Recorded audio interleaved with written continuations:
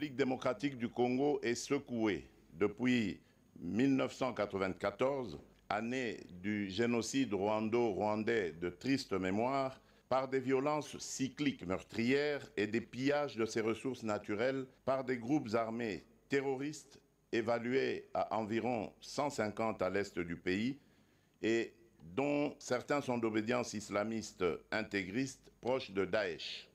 Ces groupes opèrent plus spécifiquement dans les provinces de l'Ituri, du Maniema, du Nord Kivu et du Tanganyika. Il n'est plus un secret pour personne qu'ils sont entretenus, armés et soutenus par certains États de la région comme le Rwanda et par des milieux financiers étrangers. Ainsi, depuis 30 ans, la République démocratique du Congo est le théâtre d'atrocités humaines les plus abominables. Des violations graves des droits de l'homme, des crimes de guerre et contre l'humanité y sont commis dans l'impunité la plus totale.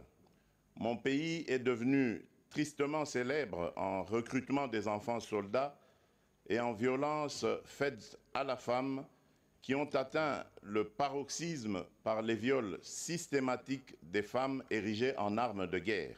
En somme, les crimes de sang et l'immoralité ont été ainsi banalisés en République démocratique du Congo. À ces violences des guerres se sont ajoutées celles des pouvoirs publics par suite des restrictions abusives et des entraves policières à l'exercice des libertés individuelles et collectives, ainsi qu'aux droits de l'homme, notamment par la répression sanglante de manifestations publiques pacifiques, les arrestations et détentions arbitraires à motivation politique.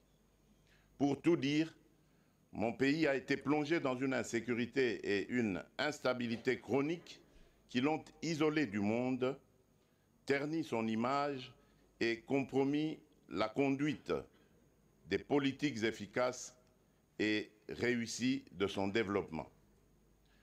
Face à ce lourd héritage des régimes précédents, j'ai, dès mon accession à la magistrature suprême de la République démocratique du Congo, placé la protection et la promotion des droits de l'homme et des libertés fondamentales parmi les priorités de mon mandat et de l'action du gouvernement de la République.